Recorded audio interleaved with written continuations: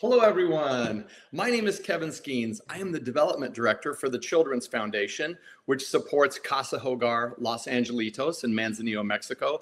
I am also a mental performance coach, and with me today, I have Nancy Nystrom. Nancy is the founder and CEO of the Children's Foundation and Casa Hogar Los Angelitos in Manzanillo, Mexico. Nancy, how are you? Hi, good morning, Kevin. I'm doing great. Just a little warm here in this tropical heat, but I'm doing fantastic. Yes. Well, you look lovely as always down in Mexico doing work with the children. Thank you, Kevin. Thank you. Well, Nancy, I have a question. Coming into today's podcast, I was just kind of opening my heart and my mind, and I was like, what is it that I really want to know about Casa Hogar? And here's where I've landed this morning. Every time that I've been to Casa Hogar, which has been over 25 years coming down, it just seems like the children in Casa Hogar Los Angelitos are just happy children. There's lots of joy, there's lots of laughter, but these are kids that have been through horrific things, abuse, abandonment, neglect. How are these kids so happy? Wow, Kevin, you would start out the session with such a great question. They are happy. They seem to be happy. But I think that a number one, and you can't generalize, there are some that maybe are not happy at different times. But in general, you notice the pattern that these children that have come from extreme abuse, maybe crime, maybe seeing their mother murdered, maybe being molested, all these horrible things. And yet they smile and they're happy and they get along with each other and they seem to be well adjusted. I think if I came up with an answer for that, of course, I'd be pretty brilliant if I could actually come up with an answer for that. But I think that when children develop severe hardships and early on in their life, then if they're rescued and they're brought to a secure place where they can feel that they're accepted, where they can deal with those hardships, where they can emotionally heal, it changes the entire perspective.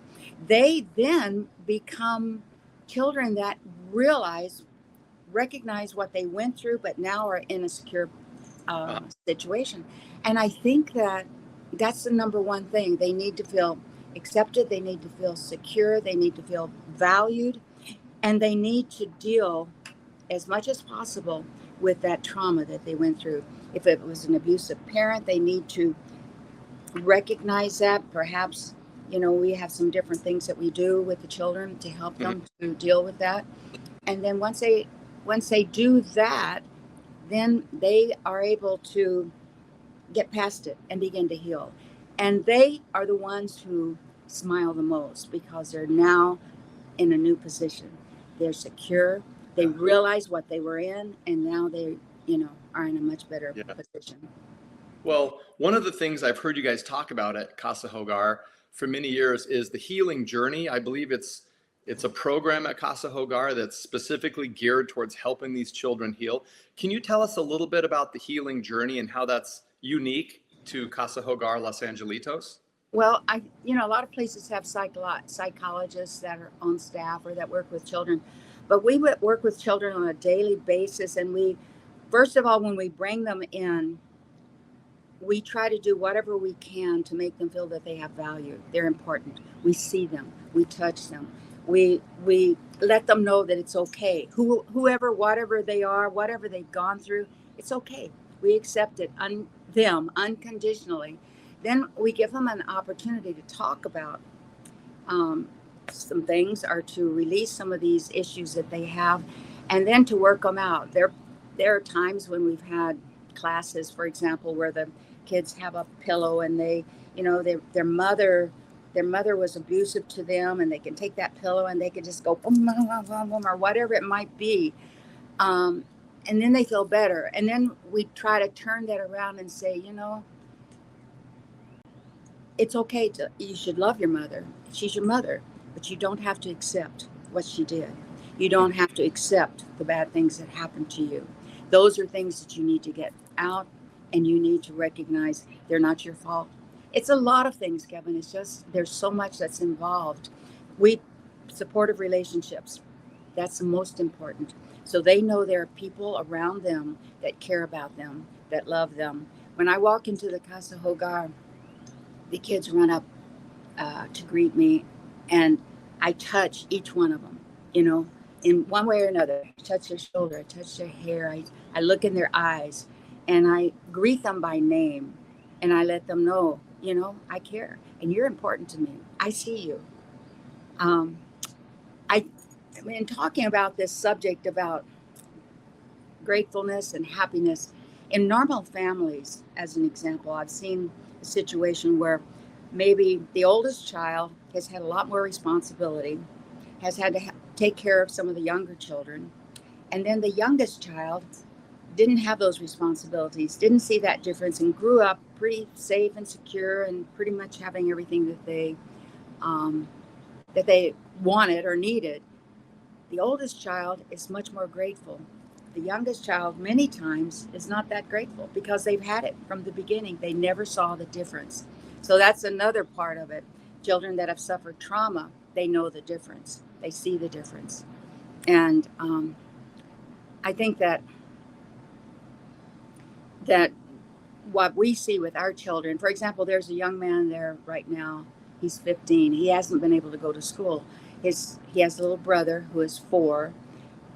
Both of them very, very smart. He made it possible for both of them to come into the Casa Hogar.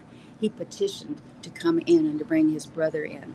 He is able to now go to school, and his brother has just started kindergarten and actually graduated from kindergarten. But I look at them and that older brother who suffered so much and went through so much, wasn't able to go to school, now able to do that.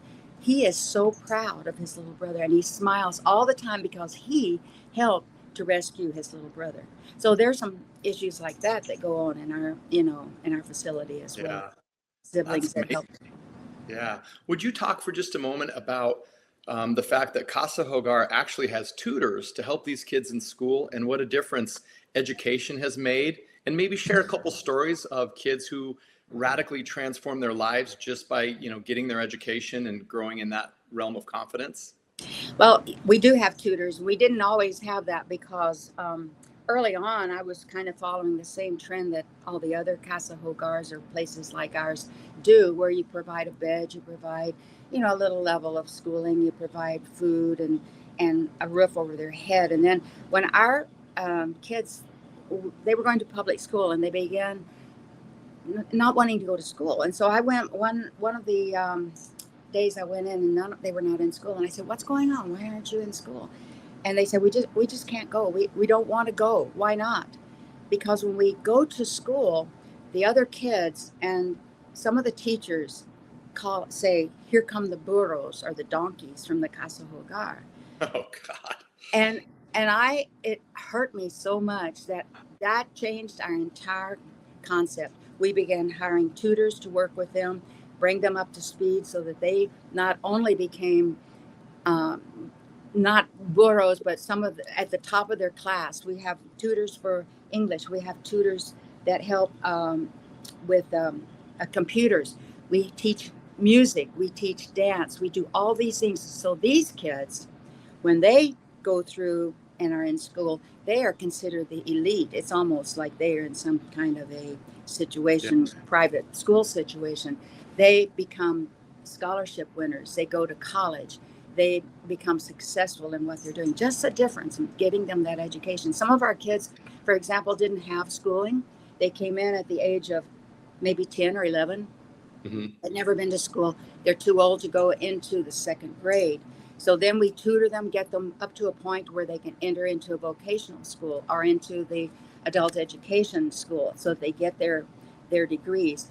Many of them have gone on from that and gone into college. We have doctors, we have administrators, we have international relations people that have graduated in all of these different dentists. We have people that are in all walks of life now in careers that before they would have been on the street or dead or Yeah. in Well, crime.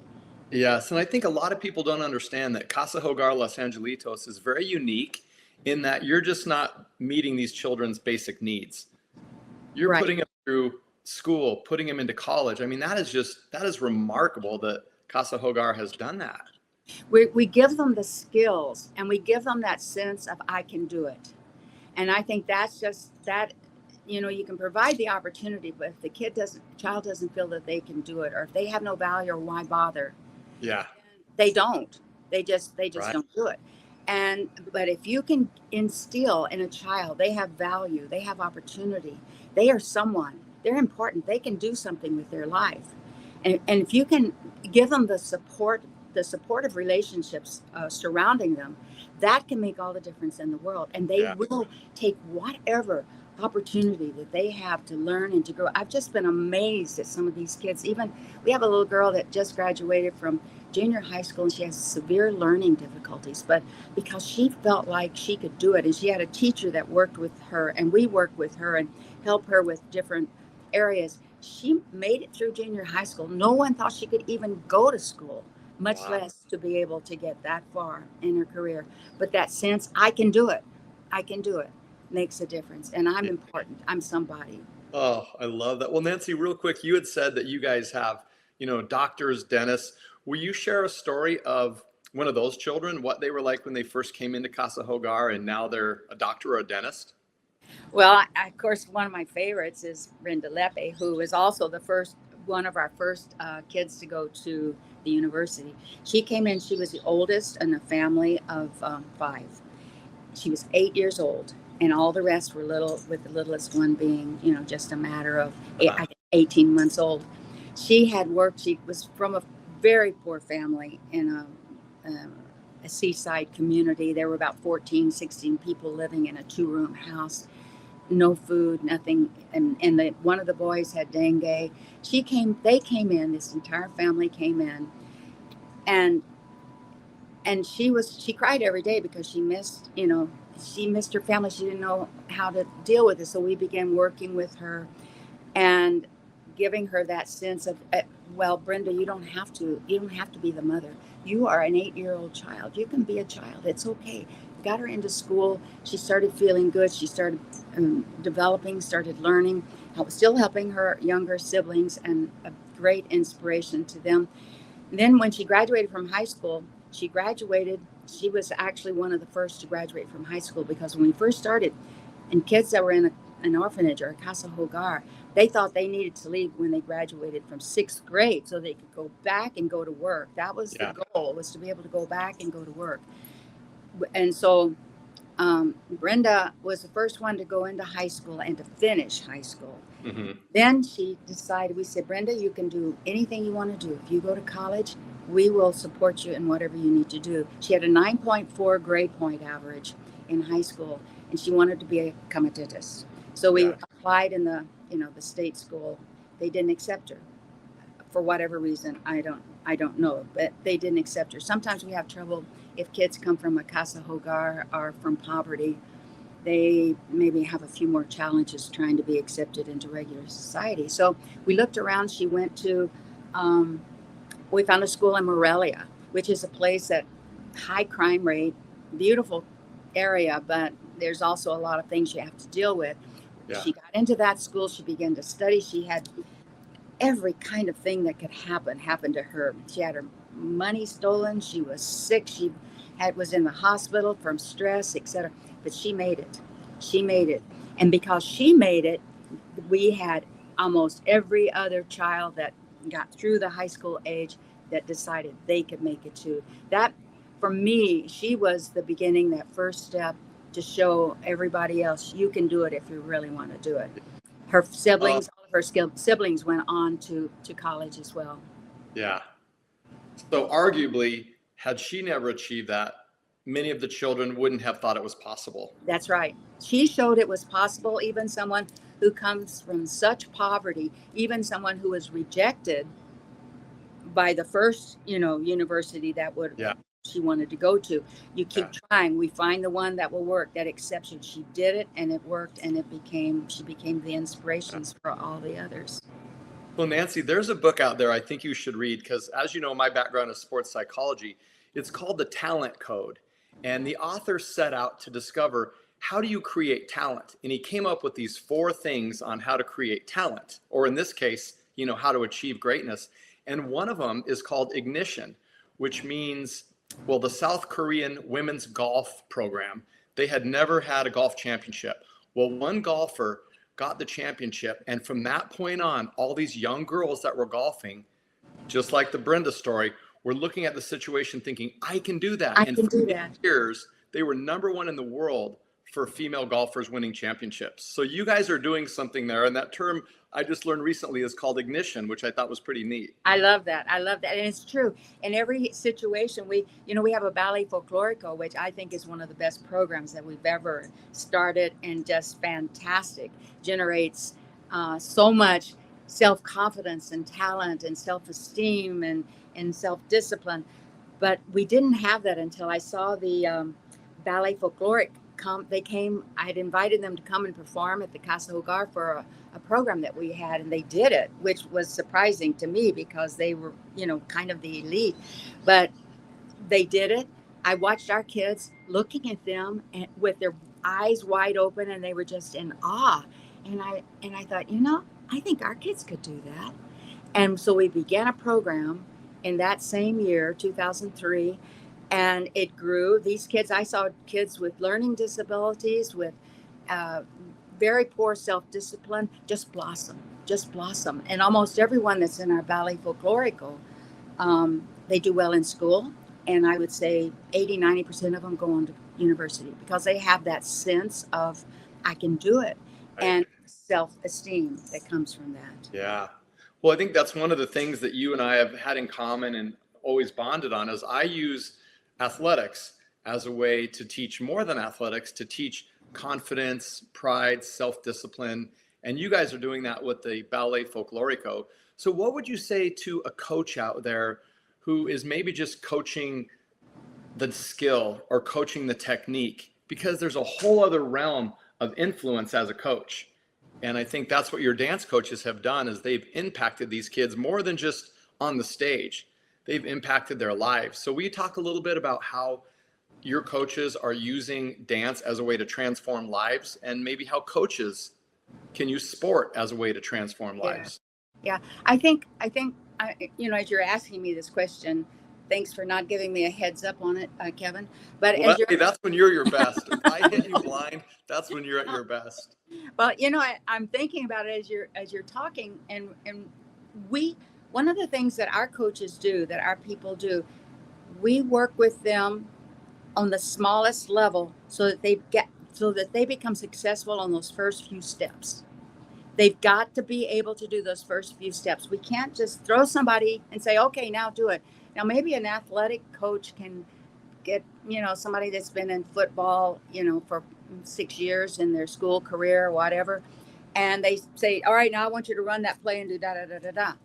Well, if they've had that experience, maybe they can do it. But somebody that has not had that experience, but that maybe has a lot of talent, maybe you have to take enough time to go through and to show them why it's done that way and how to do it, and to help them make that first step. With Brenda, to make that first step, to enter the college, to know that she could do it. With an athlete, with a dancer, with somebody in school, whatever it might be, with doing the dishes, whatever it might be, take the first step and say, this is how we do it. This is why. And go ahead and try it. Let's see if we can do it. Once they succeed in doing it, they feel so good. It's such a difference. It makes all the difference in the world and how they see themselves. So it's facing those fears, right? Breaking through the stigma and the fears that hold people back. Yeah, that's right. Yeah. And our kids that come in have a lot of stigma and a lot of fear. They're treated differently in society. They're poor. They come from poverty, generally speaking, extreme poverty. They come from indigenous communities. Some of them come from communities that speak a different idiom, a different language, Mixteca or Nahuatl or something like that. And so they are not considered in the right society level. They have to overcome that stigma. So one of the other things we teach them is be proud of who you are. Be proud of who you are. When you shake someone's hands, you look them in the eye. You're not better, but you're not lower. You are equal to that other person. And I think, that helps also. Be proud. And the dances help with that too, because it's a cultural dances, and we teach them the history of that and why it's done a certain way. And be proud of who you are. Be proud that you come from the hills of the mountains of Guerrero. Be proud that your people have gone through all of this, and now look at where you are. Look what you're accomplishing. Look what you're doing. And you're Yeah. so special. And I think that's part of it too, that each child is special, and we want them to feel special. Yeah. Well, Lancy, the last thing I wanted to discuss with you is a few seconds ago, you were talking about how, and I've seen these classes at Casa Hogar, how to shake a hand, how to present yourself with dignity and pride. One of the things that Casa Hogar has started doing is helping these kids to carry themselves in a certain way so they're not victims of trafficking. Will you wrap Yeah. up here a little bit about trafficking and what Yeah. Casa Wow. It's a number one issue. It's a number one crime that's going on. It's the dirtiest of all the crimes, in my opinion. And I've physically seen them try to pick up kids on the street. People try to pick up kids on the street. And what we do in the Casa Hogar, besides giving them security and protecting them, because Yeah. that's a number one thing, is security. And in the ballet, the other thing that they learn is how to stand with confidence, how to walk, how to move, how to carry themselves, because traffickers choose people who are victims, who look like victims, who act like victims, who don't have much self-value, because they know they're not going to resist much, or they'll be able to offer them 50 pesos or 25 pesos, to take them. We had some guys try to pick up some of our boys at Casa too. They stopped, and one of the boys was outside, and he's playing a little bit outside the house, and he said, "Hey, I'll give you 25 pesos if you'll take me to the soccer field and show me where the soccer field is." We have a rule: don't go anywhere with anybody without permission, and they don't go with people without someone from the Casa Hogar going along. The little boy came in to the house to ask permission, and the house mother said no. And she said, "Yeah, if you want to lose sounds terrible, but it's kind of the truth. If you want to lose your liver and your kidneys, go ahead for that 25 pesos," because that's what happens sometimes. That's what was happening early on, more so than now. Now it's mostly bodies, and not dead. I mean, selling for sex trafficking and for slave labor and this kind of thing. But it's something that just gives you nightmares. And we are watching all the time. But our kids, if you see one of our kids walking down the street going to school, they are walking with confidence, with their head held high or held up. They're not looking down at their feet and walking like they have no purpose. These kids, it makes a big difference. We're doing so much, in my opinion, and I think it's proven, in trying to prevent on a grassroots level this trafficking problem. I wish that we had people helping us, coming beside us, helping us to open more and more places where we could help more children, because that's the number one victim. It's young girls and boys, and young teenage girls and boys that are victims. And it's just out of hand. It is just out of hand. And of course, the trafficking goes, the number one purchasers are the United States, people in the United States, and then Canada's number two. So who is the gal that I met there one time who came in and led a class on body language, how to hold your purse? Like, it was just very Terry Torres. Terry Torres. She was working for the government. I think she still does this kind of on a contract basis, where she goes and tries to teach security to schools and organizations and companies, how to have classes in personal security and company securities and all of these kinds of things. And she showed some videos, some pictures of people that were actually killed and on the street, dead, lying on the street, and people were over here in a restaurant continuing to eat. They noticed it, but they just continued to eat. It was unbelievable. But some of that kind of stuff happens, and it happens throughout the world. It's not just in Mexico. Yeah. It's throughout the world. So we don't pay attention. We tend to close our eyes because we don't want to see things and know about things that happen, that are really happening. Yeah. I went up to There was just one quick story. There was a young boy. I went into one of the kioscos to buy some different things, just it's like a 7-Eleven or whatever here in Mexico. And there was a little boy standing out. He was about 11 years old. And he was standing out trying to hold the door and begging.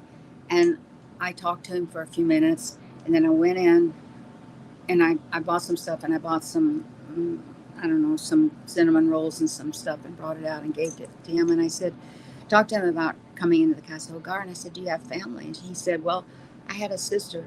And, well, where's your sister? Well, she is, how did he say it?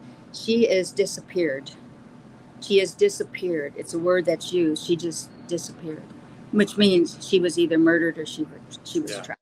Well, Casa Hogar is doing amazing work, and it's not easy to fund a project like Casa Hogar Los Angelitos.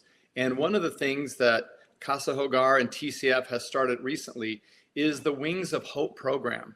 So will you talk a little bit about the Wings of Hope program and kind of give us the short list of when someone donates to Casa Hogar, like, what is Casa Hogar doing? Like, name some of the amazing things Casa Hogar is doing and why we need the funding for the Wings of Hope program. Yeah, well, the number one thing is that we are providing a safe, secure, healthy environment for our children that come in. And over the years, we've probably cared for 30 years. We just celebrated 30 years. And we have probably had close to 1,000 children that we have helped in one way or another. And a large percentage of those that have been full-time, that we've been able to get them through some level of education where they could go out and do other things. We provide all the services to help them to become healthy members of society. We have house mothers, we have a cook, we have to have a chauffeur because we can't send our kids out walking the street to school. They have to be taken back and forth. And we have programs in teaching them morality and teaching them values and all of the things that sometimes people don't get, and that makes a difference in our society. It costs us somewhere, and maybe we shouldn't be talking about money, but it costs us to operate somewhere around $25,000 per month at the Casa Hogar. We pay our employees. We have volunteers that come in, but volunteers, a lot of times, they come when they want to come, and then, and they don't always want to follow all the rules. And we feel like that we're giving back to society, to our local society, by paying our employees. And we so we have all of the different programs, including the Ballet Folklórico program, including our college. We pay for our kids to go to college. They don't receive grants or other funding. And the I don't know, I had this, whatever it might be, this hope or vision or whatever, and thinking the wings of hope, to give these kids wings of hope. And I was calculating out, and I thought, if we could just get 500 people to give $40 a month to give us sustainability, because right now we don't have that consistency. We have to work for every penny. I have to go out, and it has to be repeated over and over. But if we had consistent, 500 people to give $40 a month, that gives us our base. That gives us $20,000 a month. And I think that's right, if my math is correct. But and of course, it would be great if we had people who would give more and commit to that. We have to be able to know that we're sustainable for the next year, for the next 5 years, for the next 30 years. And so we've gone through some issues since COVID. And then we have people that don't want to give to Mexico. We have people and in Mexico, there's a lot of distrust around nonprofits. So we're trying to work with businesses now to try and, to help them to understand what we're doing. We put 100% of the funds in to the Casa Hogar, to the programs, to healing these children and bringing more children in, providing medical and everything, dental care, everything else that a child needs. I don't know, Kevin, I just, wings of hope for me, to give the Casa Hogar wings of hope that we can help more children for another 20, 30, 40 years, because it's changing the world. these kids are changing their lives, and they're changing other people's lives, and they're changing the world that they live in. Right. And, the stories are so inspirational. And, I look forward to talking to you again and just hearing more of the stories and sharing some stories of people in the States that have been impacted by what's going on at Casa Hogar. So There are Casa Hogar thousands. Los Angelitos is making a global impact. And I Yep. look forward to talking again about some of the stories that are happening in the United States, Canada, and overseas. Thank you, Kevin. Thank you so much for giving me this opportunity also to talk about something I love very much and feel is so very important, Casa Hogar Los Angelitos. Okay, great. All right, Nancy, thank you so much and happy belated birthday. Oh, thank you. I don't talk about those at this point in my life. Well, thank you for all you do. Thank you. You are a true inspiration.